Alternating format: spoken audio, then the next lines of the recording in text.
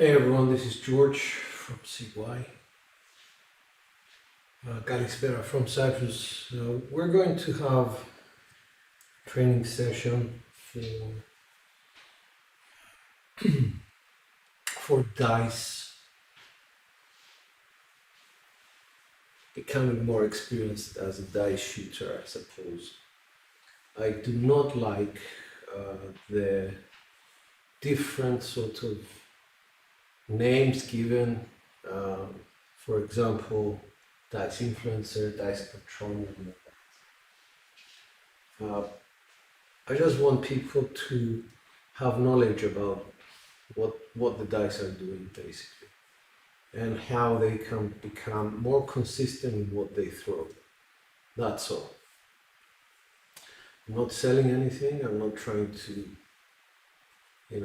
pump you up and say, yeah, this is it. It's just, realization, visualization of what's in front of you, how you actually do influence the outcome because of your body mechanics, because of the way you throw, your height, the way you pick up the dice, etc., etc. So I just want to make people more aware. Hi, Dice Tosser, good to see you, man. So I'm going to have this Q&A at the end. I have this video which is going to start playing, but I suppose before we actually do that, there's a few people that should be watching. If not, I'm going to start it in a minute anyway. I'm just waiting to see whether people are going to show up or not. So James, hang tight with me until we get some more people. At the moment, you're the only one watching.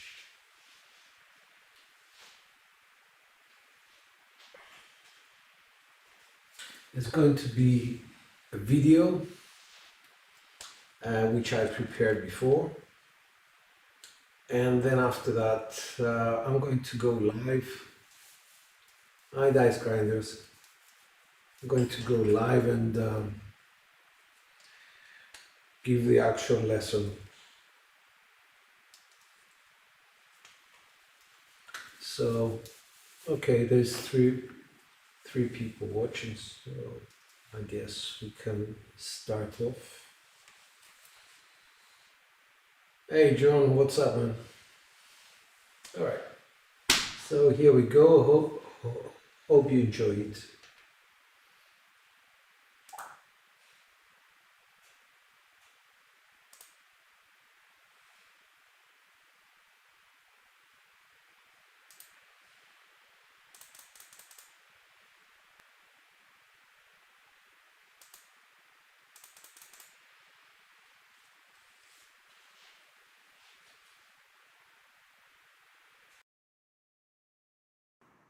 Hey guys, this is George.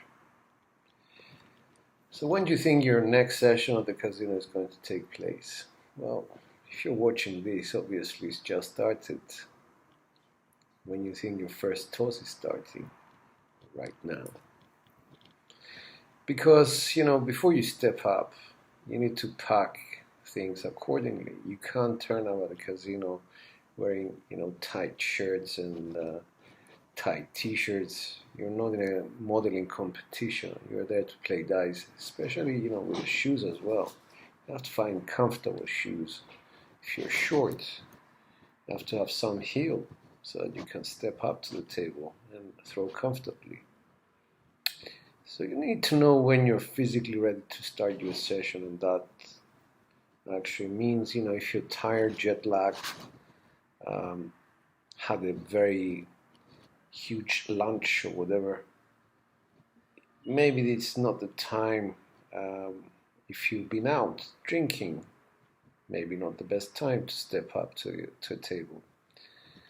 And then is the mental part. If you're mentally prepared to actually step up, if you have the confidence, and that confidence actually takes time to build up,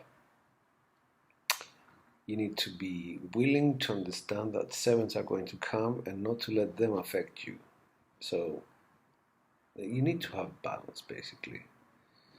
And balance means a lot of things.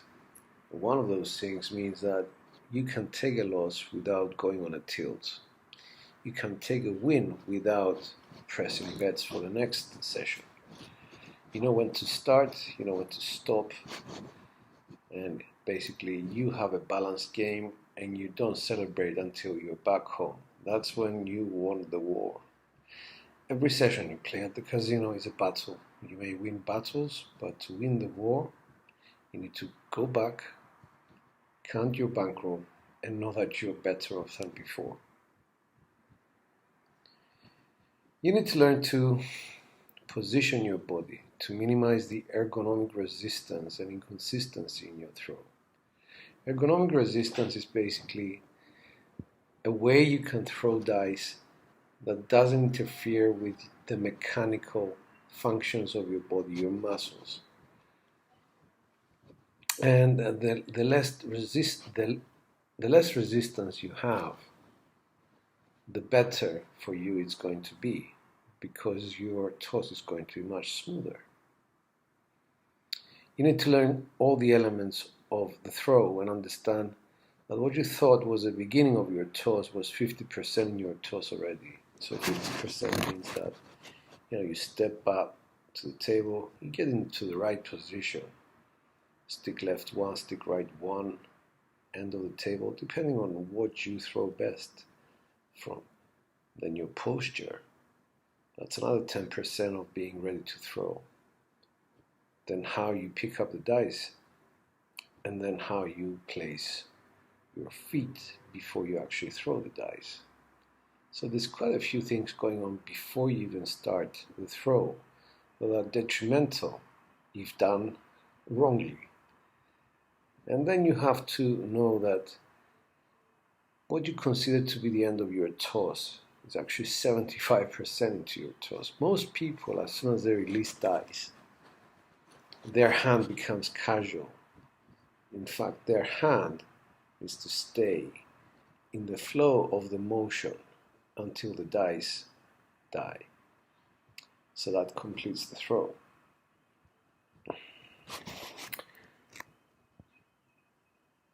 Understand that your body is placed in an environment which is ergonomically challenging for it. Basically, the table itself is higher up than the usual tables. And it creates a lot of challenges for your back, for your feet. You need to be prepared to stand there for at least 40-50 minutes to an hour, perhaps even more. And you need to train your body to actually be able to take that sort of weight and challenging, the positions that you're putting. You need to understand, and you will understand, that your brain is constantly making calculations, transmitting instructions to your big muscles and the small muscles of your arm, from the trapezoid muscles, which are right at the back, which control the stability. And then we come to the front, which is triceps, biceps. They are antagonistic to one another. It basically means they work against one another.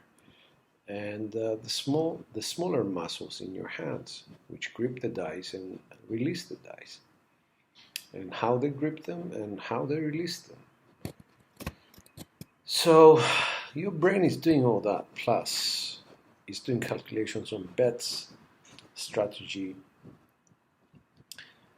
and it's doing calculations on where to throw the dice, distances, and it can actually get it wrong. It can give you false feedback right at the end unless you actually train it properly. We will understand different grips. We will understand different trajectories, high, low, medium trajectories. We will understand different landing zones, the 3 different basic landing zones that we can use. Backspin, and how to cause it, forward spin, how to cause it and how to avoid it, how to use it, when it's relevant, when it's not. We're going to go through why we cause the 7 and how to avoid that.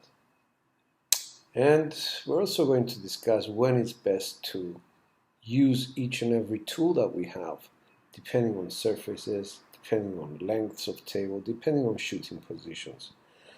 An example: table end shots. If you're on a long table and you're shooting from the end, the amount of energy that you have to put into the shot is extreme. So that means you need to not only put a lot of momentum in your arm, but you also employ wrist action, and that means flicking the wrist to create more energy. The toss is going to be a high toss. It's going to have quite a bit of backspin, simply because the angle of attack and the descent is going to be very high, and we are going to be aiming the dice at a very short landing zone. So as soon as the dice land, we want a dead cat sort of reaction, basically. Land and die with little energy. And that is very difficult to actually manage. It takes a lot of practice, but once you have it, it's a very good shot. We are going to go through the human anatomy of the arm and hand.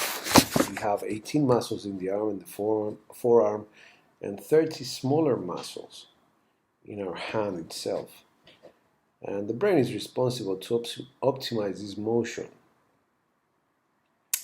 That all the muscles must work together in concert.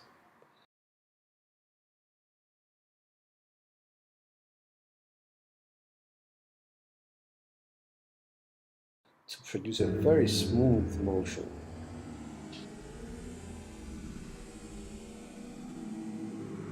No interrupted movements. To send the dice together and make them behave as one. That is very difficult to actually achieve, and this is why people that are starting out with becoming more experienced shooters, they need to understand that this takes time. You cannot develop this overnight. It takes a lot of dedication, a lot of frustration, and you need to find what best suits you.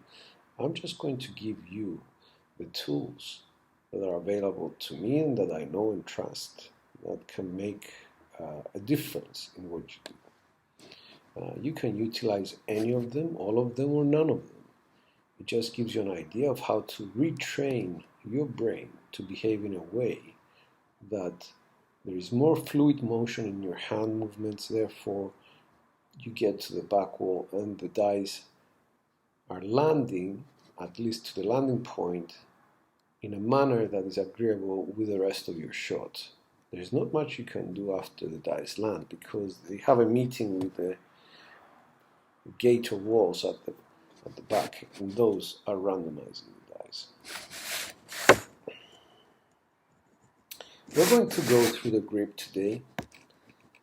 We're going to go through the pendulum, the flight, the release, the layup. Basically, I call the release as the layup in basketball.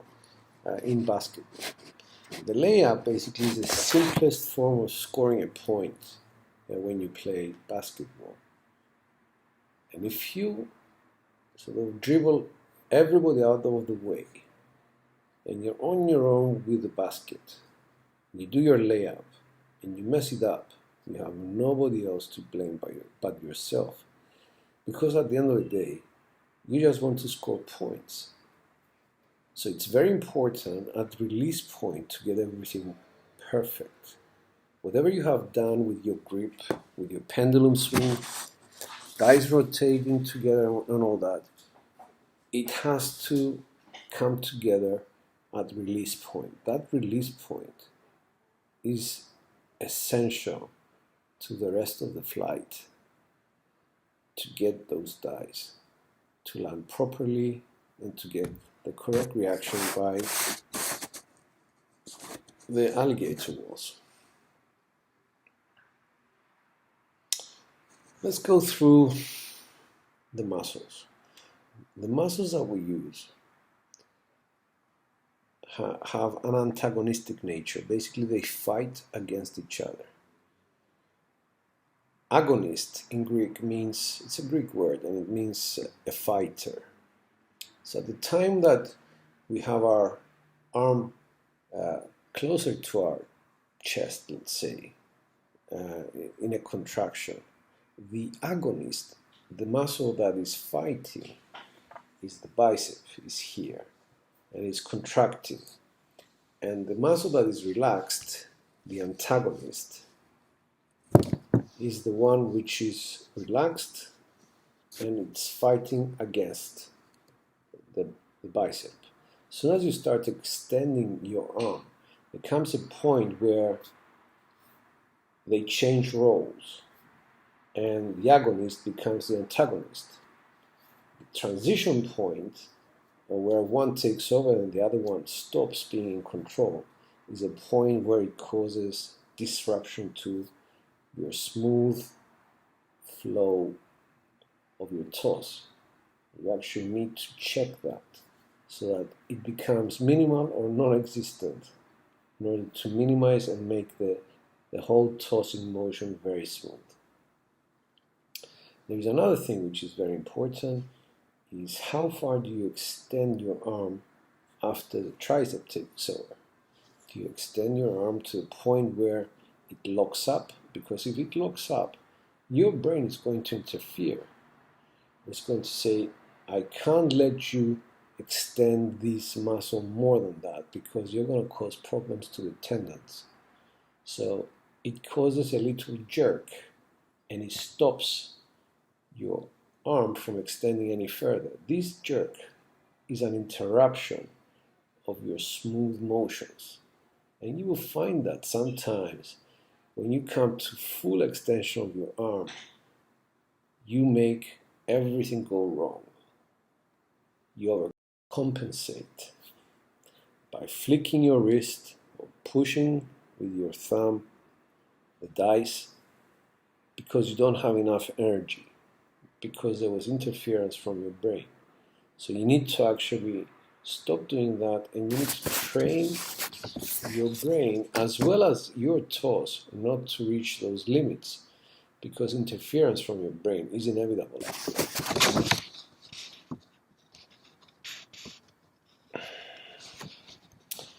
Guys, you're holding two cubes which are between 8.6, 9.7 grams each. They're very light, very small objects.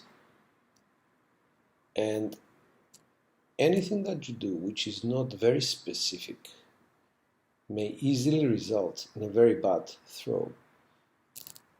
It is not impossible what we are doing, but it takes a lot of practice.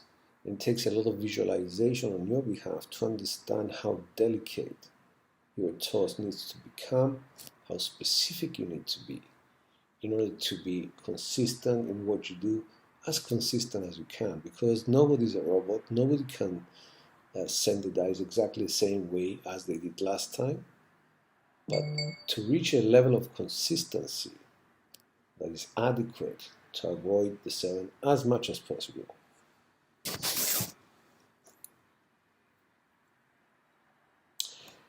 What solutions are we offering? The solutions to this problem is we train our brain to make the transition points of using one muscle to the next muscle as smooth as possible. And we do that by practicing. We realize, we visualize that this problem exists, and we try by retraining our brain by a lot of practice to actually make it smoother. We adjust our position on the table to make ergonomics much easier on our body. We avoid reaching maximum muscle extension in order to avoid the brain interfering. We make our posture more accommodating. Basically, all these things are very important in order to get what we want out of one single toss. And then it's rinse and repeat, rinse and repeat. And every time you throw, you just pick up what was the result. And the result can be translated into dice movements, which can actually come back to you, and you can actually interpret into whether it was a good throw or a bad throw. whether you can get excited or not. My personal opinion is never get excited until you're home.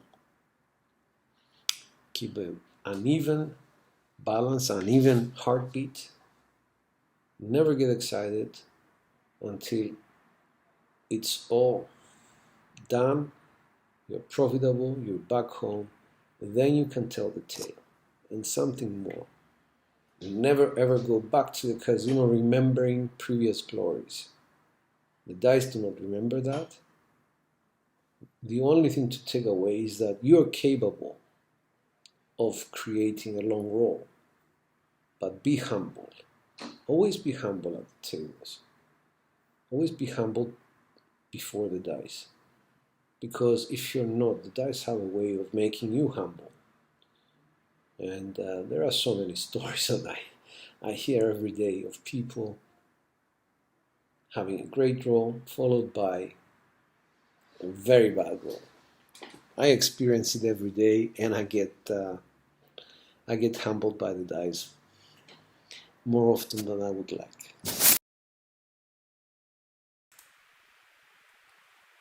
All right, guys. So this is a 95% perfect roll.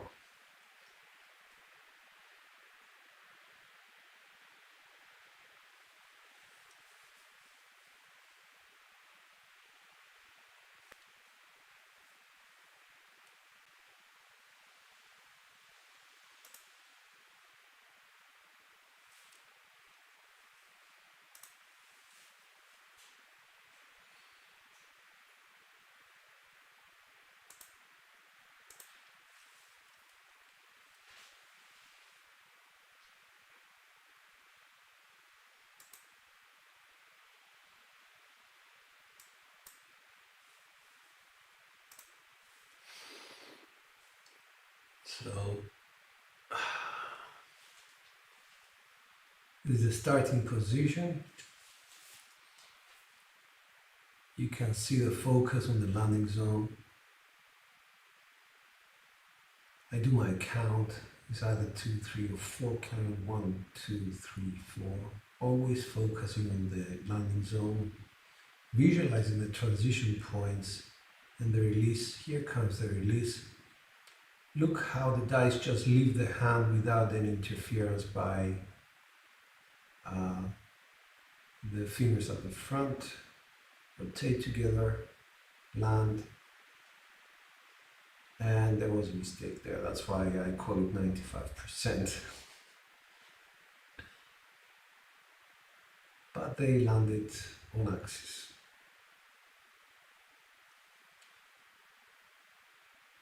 So,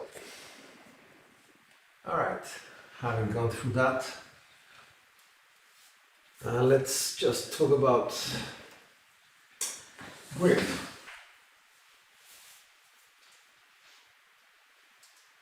Just switch this off. Right.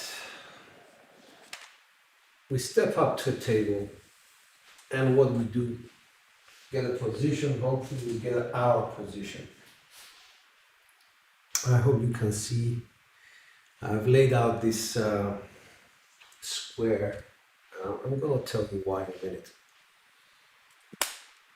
If our position is stick left 2, we stand square to the table, both feet straight.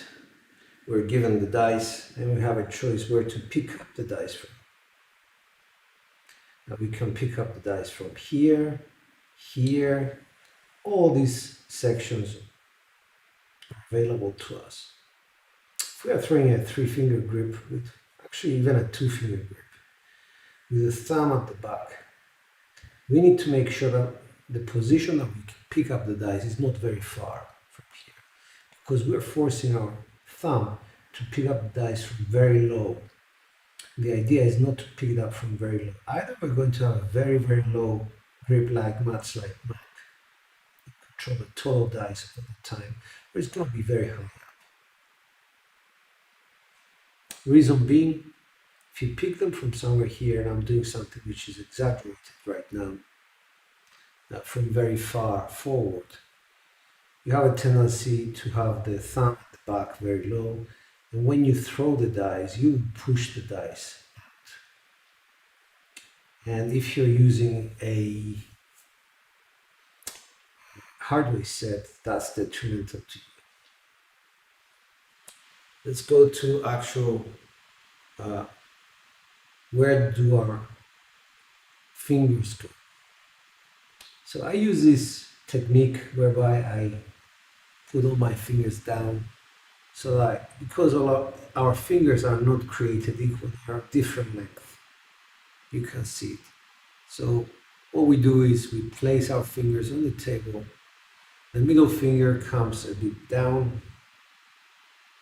Then we separate them, pick up the dice, place our index finger and our ring finger as guides. Choose one position on the table which is going to be consistent with the position that we're going to use to lift off. And we either start from a dead start, in which case I would ask people to start from somewhere here. If your center of your body is here, actually start from here, so you actually create some momentum, some forward momentum. Or if you're going to use a pendulum swing, then from the body's center, be able to watch the dice from here, launch.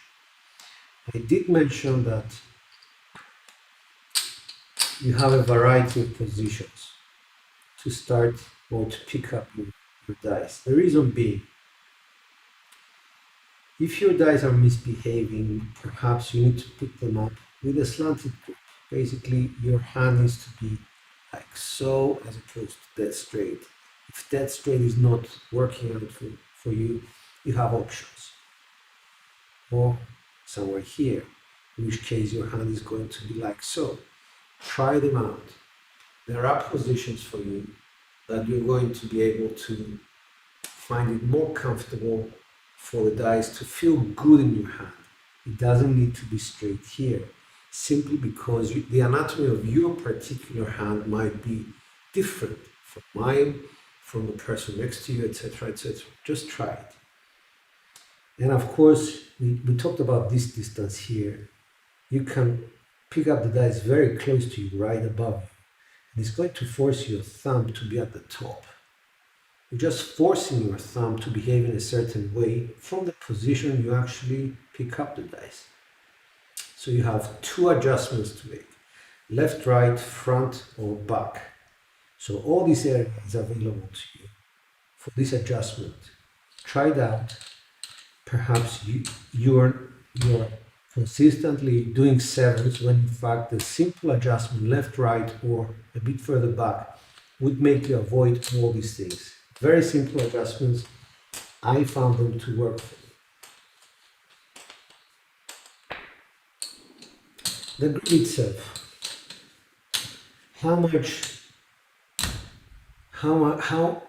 How tight do I need to actually grip my dice? The answer, very, very light. Why? Because when you release the dice, you want them to flow out of your hand, because the momentum that you are creating before the release point has caused enough energy to let them slide out of your hand. There's not a lot of action that you need to actually do. But let's go back just a little bit at the grip point. I use something like a travel guide book, which is not too thick. I used to use it. These days I don't, to be honest, but what I do is actually grip the dice, make an assessment by touching the front fingers. Is this grip good or not?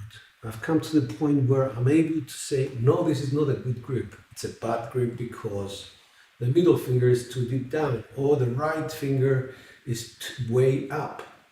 So you will come to that point, but for now, if you're just training, if you're just beginning this job, do me this favor. Pick up your dice, place your hands on them, make a prediction, this is a good set, this is a good grip, and bring them over to a book. And you will see whether or not it's actually good. In this case, my right finger was a bit too high. Then set your dice, let them go. I knew that was going to happen, but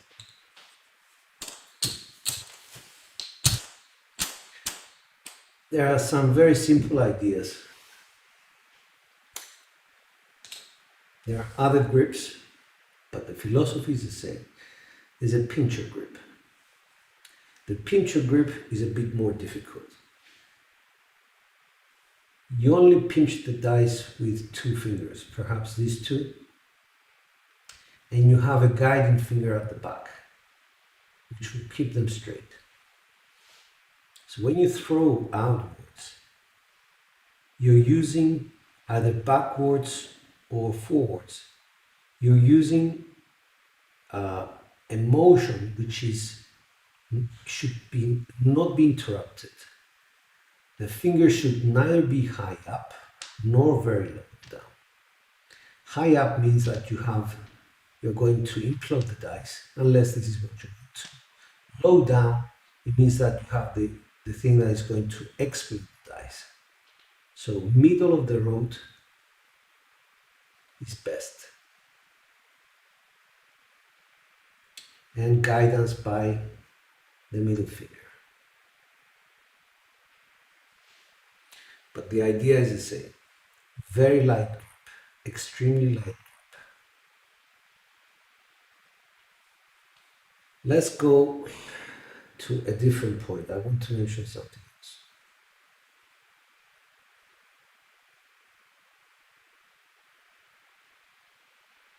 Grip dice. We're going to talk about movement of our muscles. The three transition points that I have mentioned is right now is a bicep working. This is a transition point where the tricep is going to take over for the extension of the arm, and then I have to stop before I extend too much and release the dice. So my thumb has three different muscles which are going to make it come backwards to let the dice go. If I'm that good or even better than that, I'm going to be able to just let the dice go without even interfering with my thumb, because I hold them so light from the very top. So it's just going to, as soon as they come straight, they drop, because the grip is so light, the forward momentum is so big that it's going to get them out of my hand and go forward into a toss, an arc, and let them land. The last point is a release point where I did mention to you, a lot of people do this jerk right at the end, because your elbow is fully extended to the point where the brain has no choice but to interfere and say, okay, that's it, you're not going any further because you're going to damage tendons. So we try to avoid overextending. Some of us will actually do this. We'll do a throw which is like that all the time. And it uses tricep, but the arm itself remains in a non-locked angle. This creates other problems. And the problems I want to talk to you about with this approach is the fact that if you go like so with the dice, then you are creating more backspin than you should be. You don't need a lot of backspin from stick left 2 to actually land your dice, hit the wall, let them die. They have enough energy.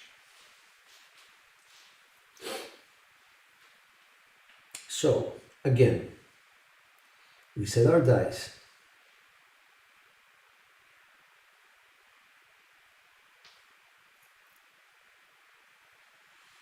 Where we set them, I prefer closer to my body, and I test whether straight works for me. Both my feet are square to the table, but as soon as I grip, they're locked in there, my right foot comes to the back. My left foot is actually resting on the rail.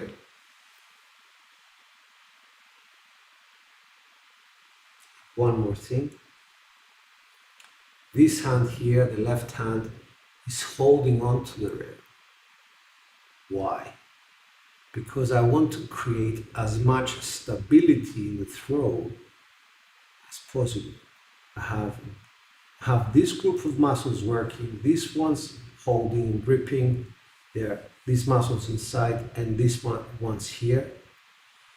Then I'm going to have a transition point where this tricep is going to take over, and then I'm going to do almost a turn. This requires core muscles, which are somewhere.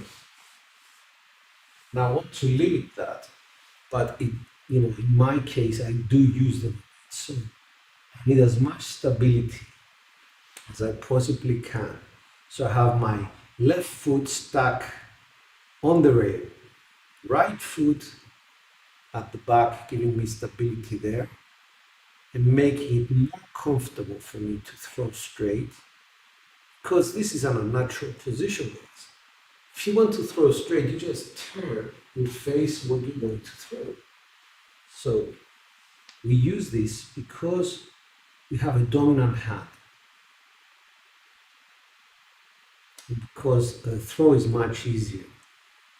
So we do our pendulum swing, we try to keep our lines straight, we visualize the lines, and we throw to the back wall. Release, throw. We keep our hand, after the throw, we keep our hand up.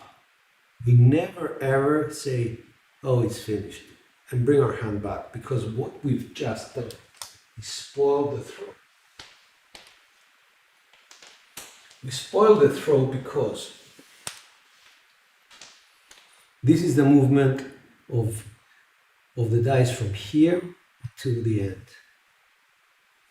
Your arm will come inwards because you're not watching out for the backswing. You're being casual here, and the dice travel like so.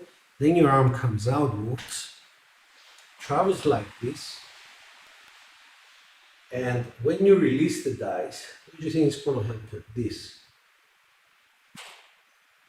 So you just invited your dice and let them, by your follow-through, your casual follow-through,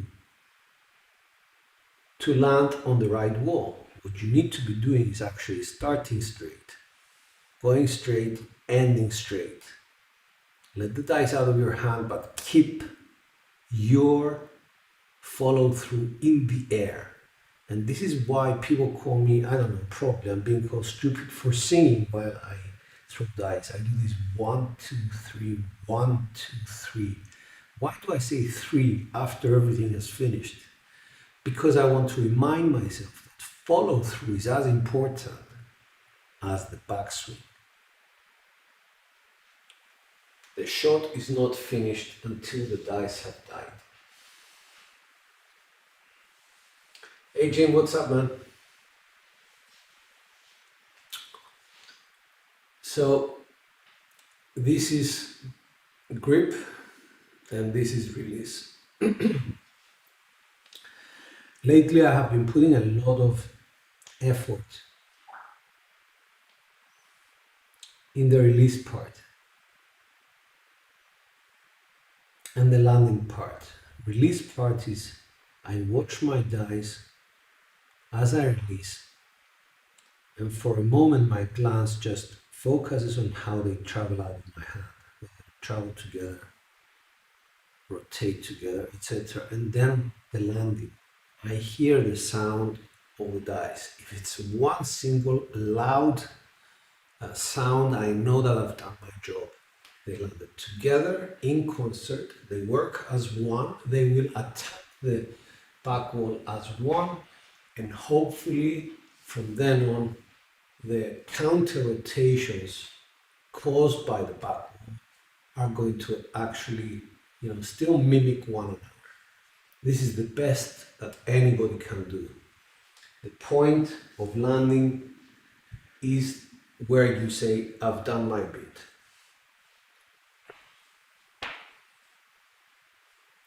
So, this is quite simple what I've done. I'm just going to go back to the video if I can, just to go through what I mean in more detail. So just bear with me. About 18 minutes.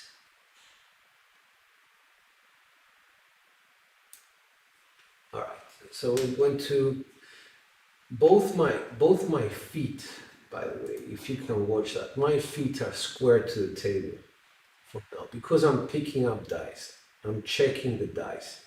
And one very important thing that I invite people to do is actually check your dice set. You might see 4s on top, but if you don't check that the 2s are facing you, you might get a nasty surprise at it.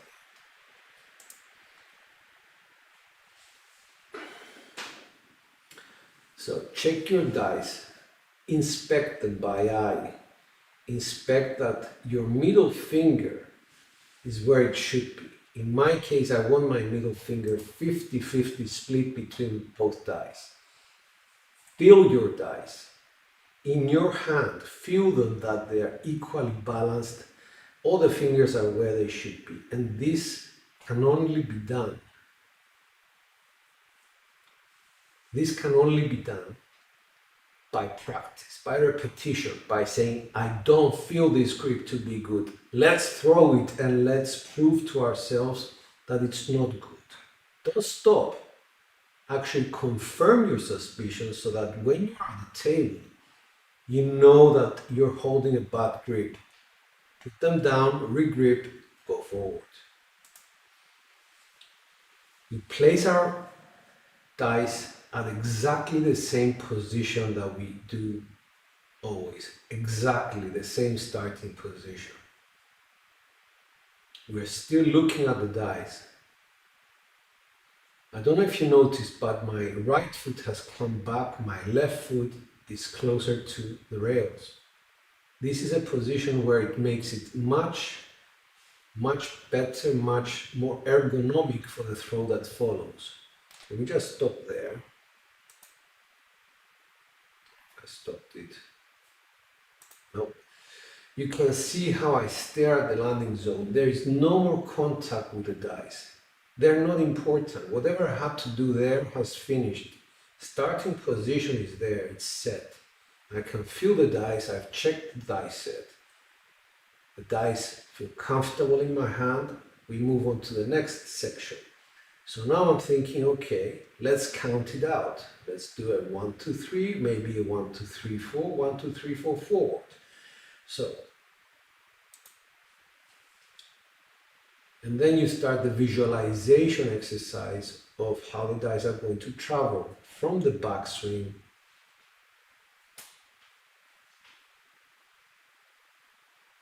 Let's see the transition points. Transition point 1, where the tricep is about to take over from the bicep. It's going to get control and extend. Position 2, full extension. It's time to let go of the dice before the brain interferes. Let's look at the thumb, how it's behaving. The release point. Everything we do up to that point becomes useless if our release is not perfect. We need to feel the dice leaving our hand together. And they do. They rotate 6, 6, 3, 3. 1144.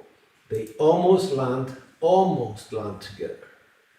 This is why I call this shot 95% perfect toss. And our work is done. However, if I could show you my hand, it was still up, and it's still up, because the dice have not rested yet, they haven't died, and it's still up, and I cannot see the result, and I don't care.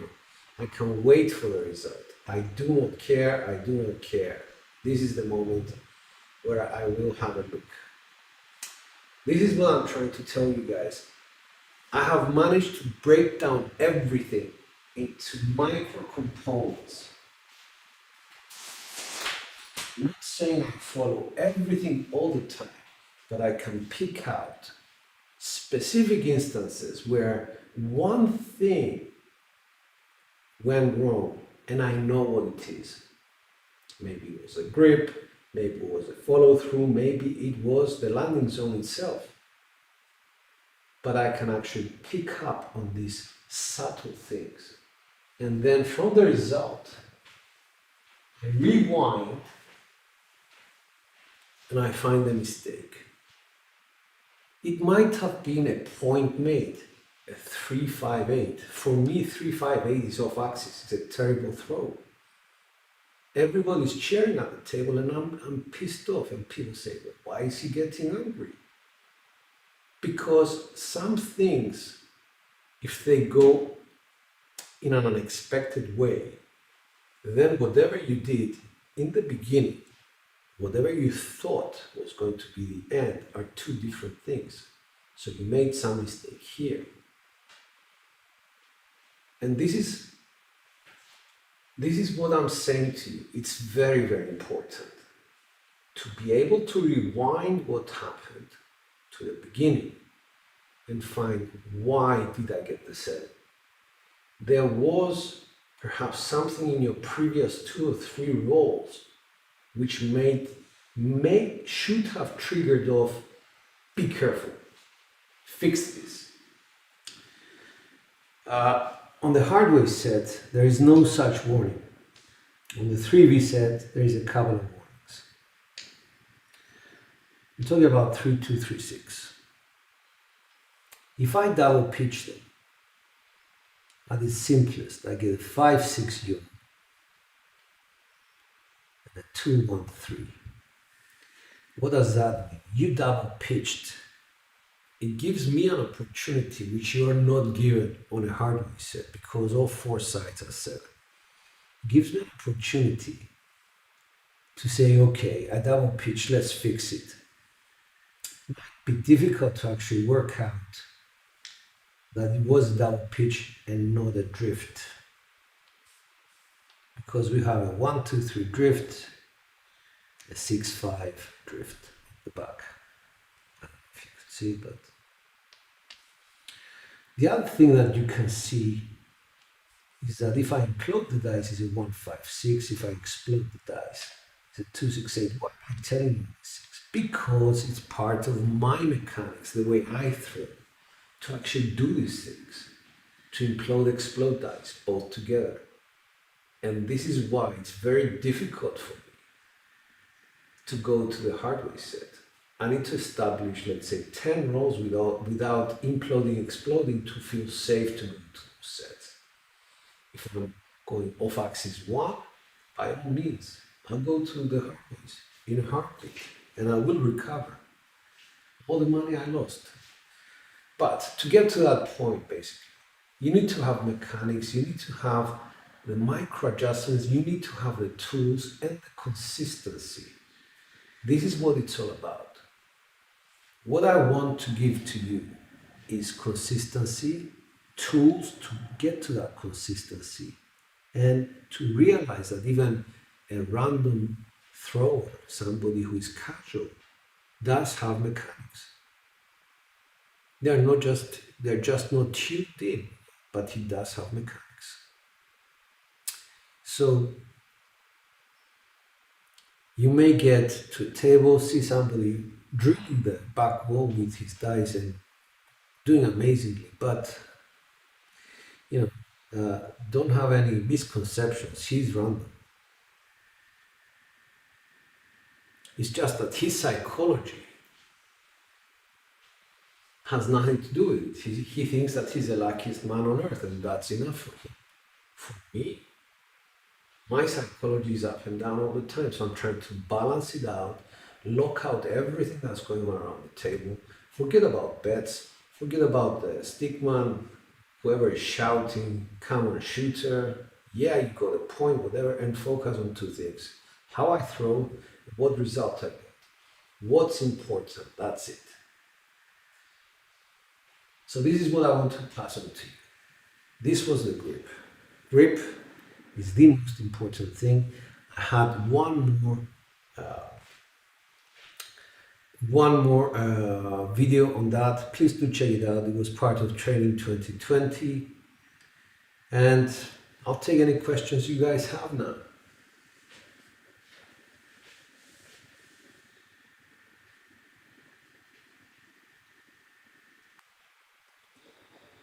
All right, so I'm done with my part.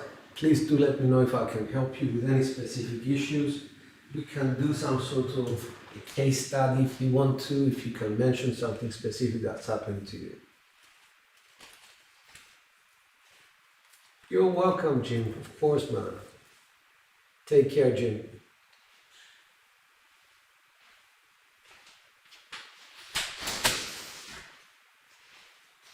Q&A is open, guys.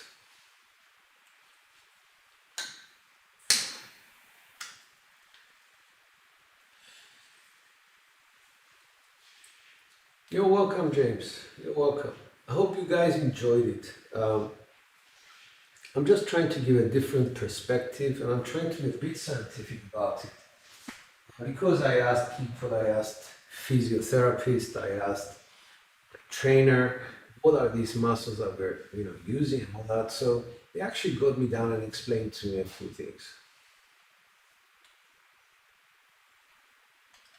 Dice camp philosophy.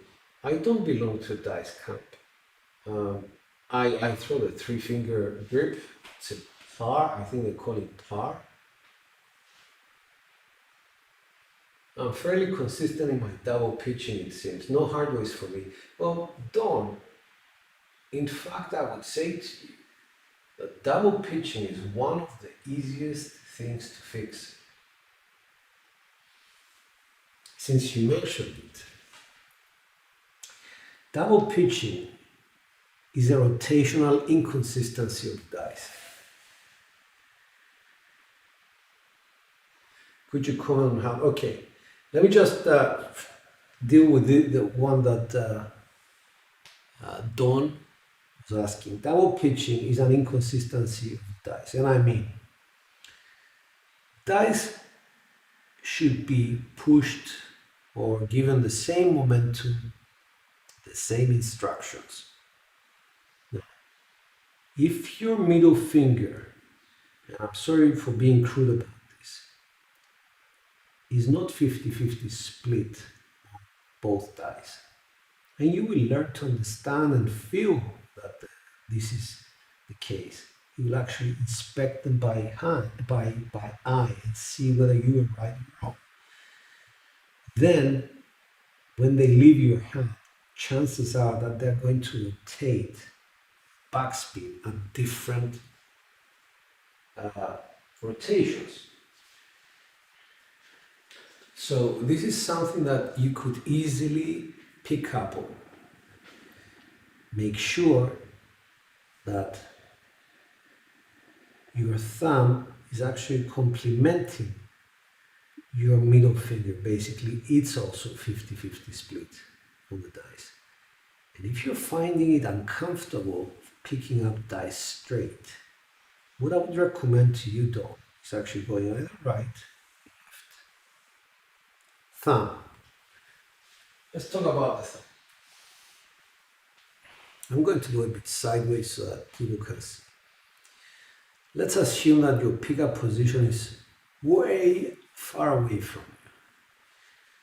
you. You go and pick up your dice, watch what happens. This is the only natural position for your thumb to come. pick them up from a bit closer to you, then immediately they come up higher. So this is what I'm trying to do. The higher it is, the less likely you are to push the dice. And that's what I want people to learn, to avoid pushing the dice with their thumb. Pushing the dice doesn't usually happen unless you try to throw your dice very high up. You reach a point where your brain is going to interfere because the arc of the dice is too high, and it says you don't have enough energy in the dice mate to make those dice go to the back wall. And what you do one of two things. You either flick the wrist to create more momentum and more backspin at the wrong point, which is not needed, or you push with your thumb to give them further momentum to the back. And what you just did is basically randomize the dice by yourself.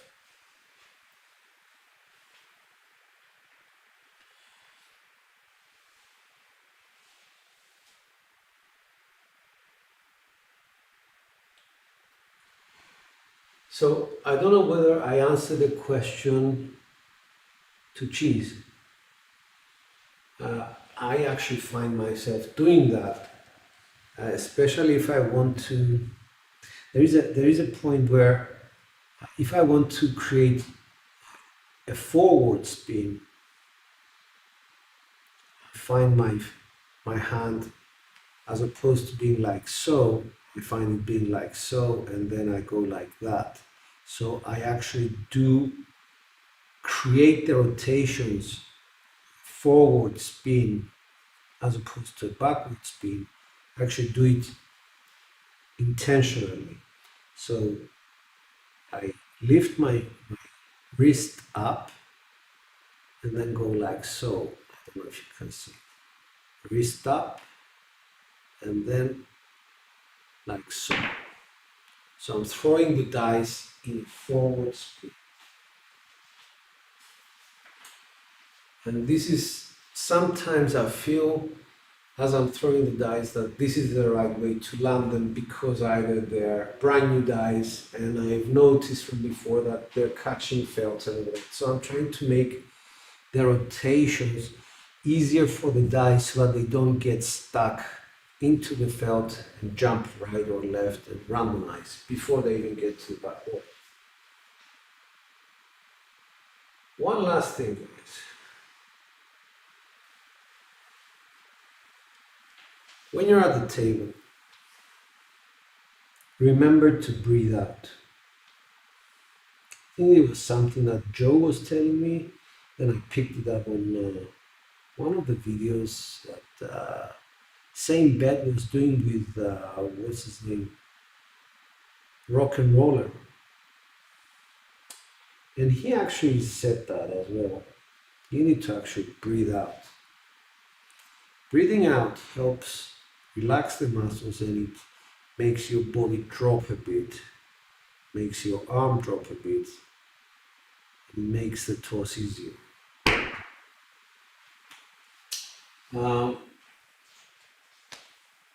Hold the exhale until the dice actually leave, until your toss is complete. If you're full of air, the muscles are more tensed, and you might do something. I can't explain it better. You're welcome, Cheese. You're very welcome. I don't know what Lombardi means, but thank you very much. I think it's good.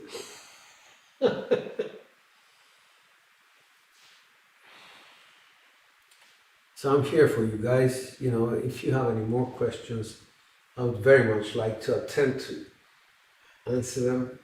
If I don't know the answer, I will definitely say, guys, I don't know the answer. Now, I want to say something. A friend of mine, Matt's like Mac, I think he's watching.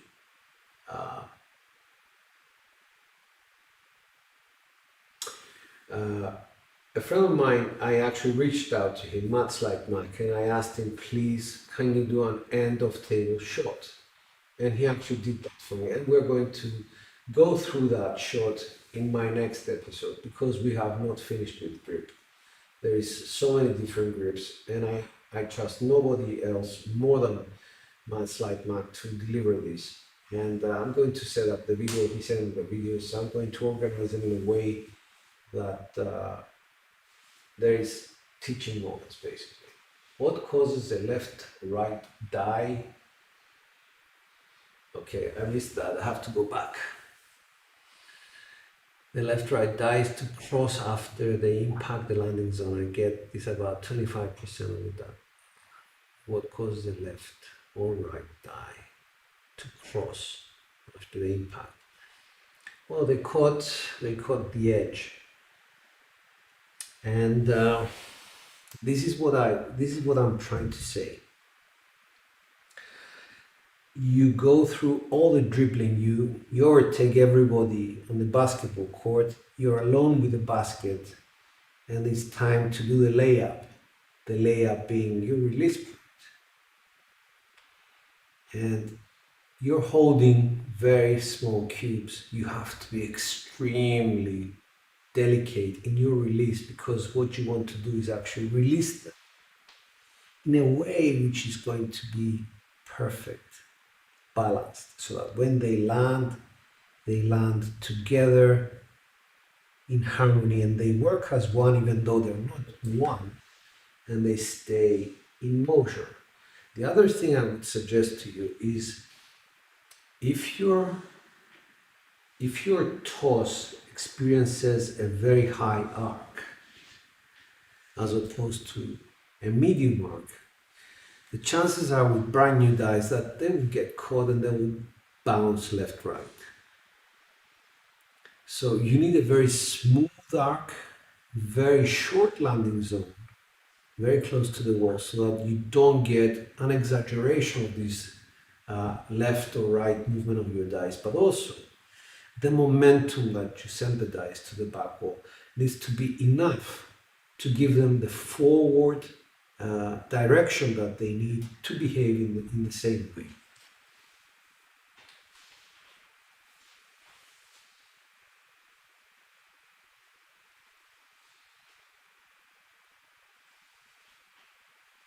That's correct, Joe, and I think that's very important to actually test not just one grip, but the tongue grip, positions around the table, which people need to be able to use, because if you master end of table shooting, then you have two available positions for you. Whereas stick left one is very specific. And if you go to stick right and you're not trained in that position, you have a problem.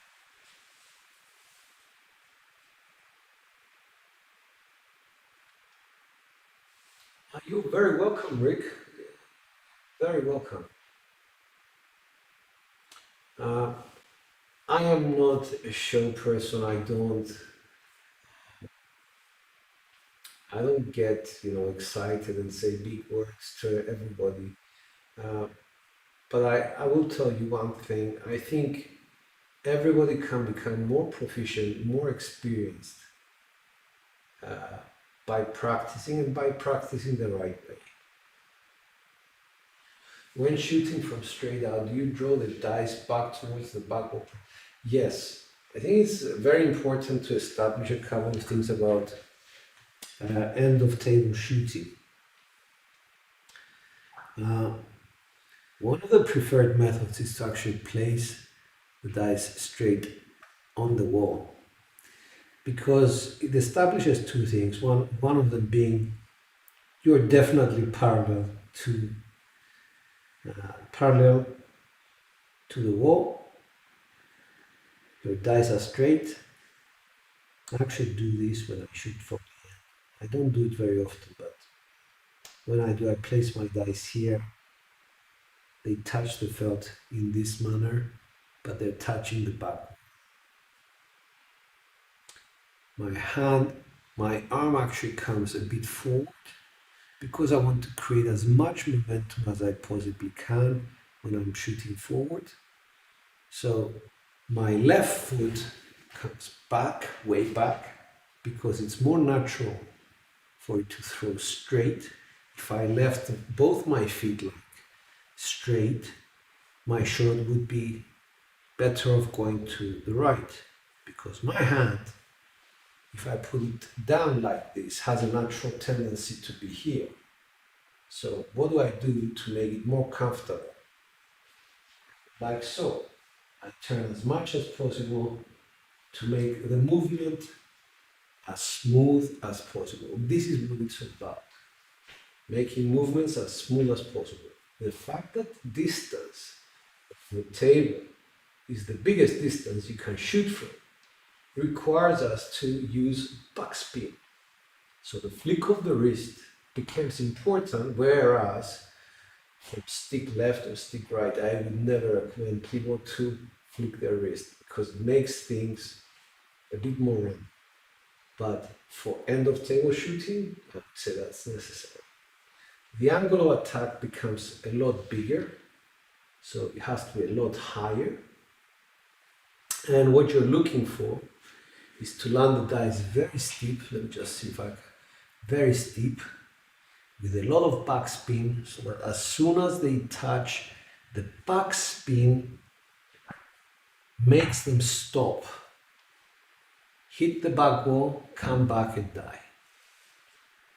So a lot of the energy to be dissipated in this very, very high toss is coming from the backspin. The backspin will help you stop the dice almost dead in their tracks. And you need a very short landing zone. I don't know if you guys can see it, but this much, which is about a couple of inches. Sure, Evelyn, no problem.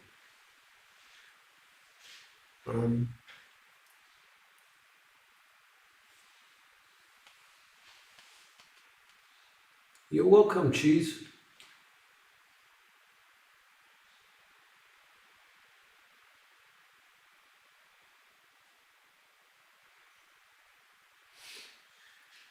So, I'm here if you have any other questions, please. I hope I did not miss anybody's questions. But do repeat them, copy paste or something. If I can, I will.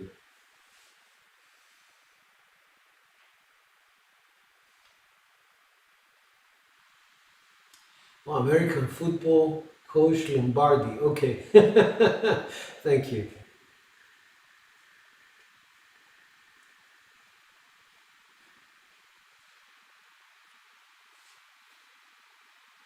Advice for a bouncy table. My opinion, do not change a thing for, with regards to your throw. Just adjust your throw in order to hit the same landing zone. And the only thing you need to adjust for is perhaps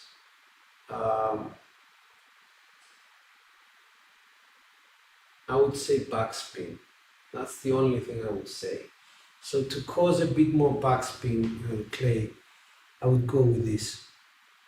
Pick up your dice as you usually do. If you're throwing from a dead start, I think that's how you throw. Rather than start like so, start like so. Just adjusting the starting position of your hand, you can cause more rotations without flicking your wrist. I start like so. If I wanted more backspin, I would raise that, come from here, and then go out, and I already created a little backspin. So just the position of your hand is either here or here or here, whatever. How I start is like so. My dice are touching the table. You can start like so if you want to, just to make sure that you're square to the table, then lift up. because you already created a lot of backspin by just this movement. Does that help? Okay. And something else about bouncy tables. Don't care if your dice go off the table. Never care. It's not your fault. It's not your problem. You have a consistent shot. Keep doing that.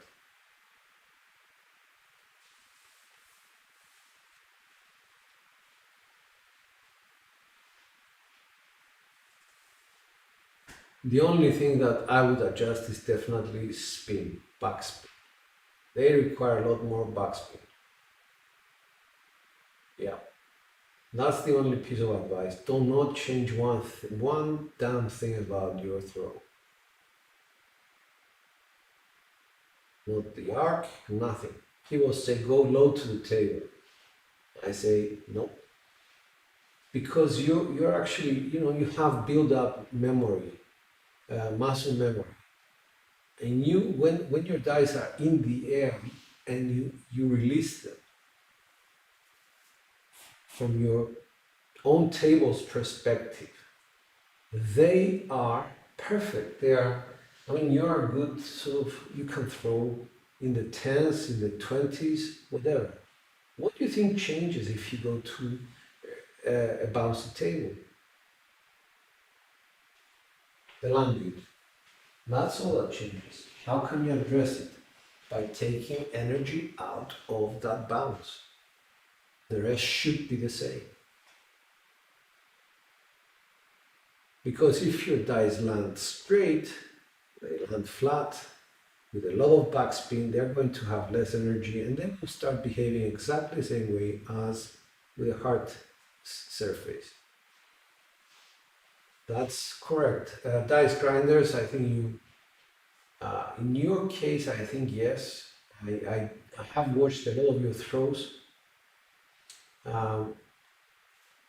If I was to throw on a bouncy table, I did that experiment, to be honest. I put down a yoga mat which made dice just bounce like a bouncy castle. And I found out that either close landing zones or long landing zones are the same. All you need to adjust for is the spin. I think the spin is so important. But the rest of the throw, the rest of the mechanics remain the same.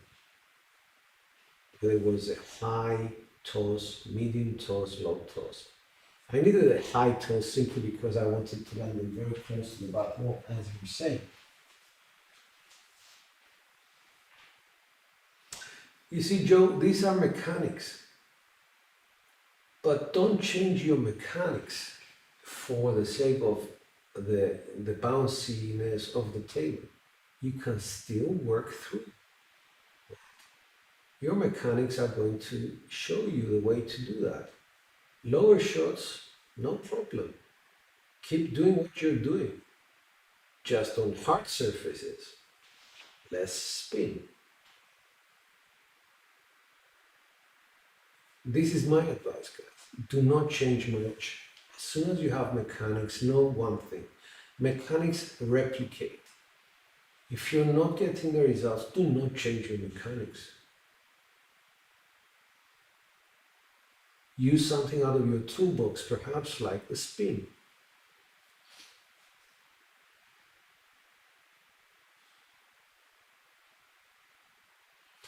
The problem with the low shots is that it means that you have a lot more contact with the table.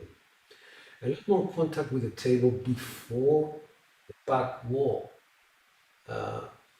means that the dice may catch the felt.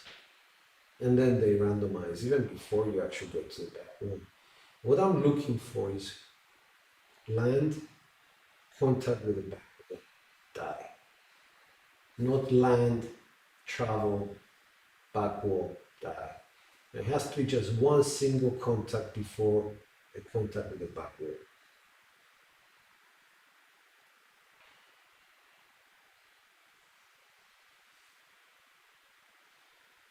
Yeah, that's correct.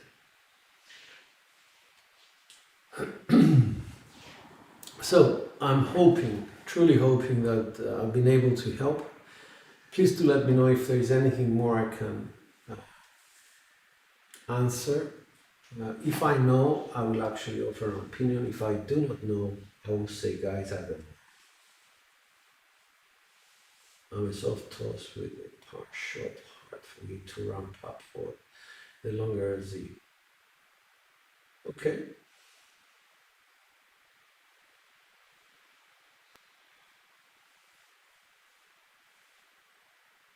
That's very true. I don't think that video was related to bouncy. I'm not sure. I think it was relating to distance, which I found it amazing. Just so simple. So simple.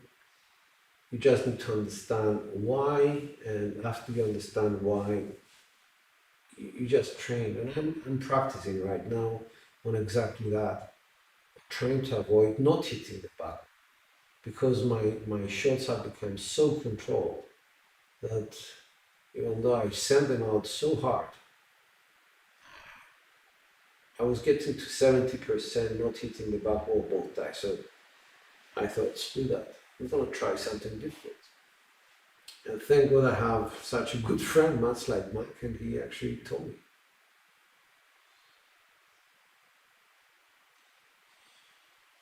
Good to see you, Malur.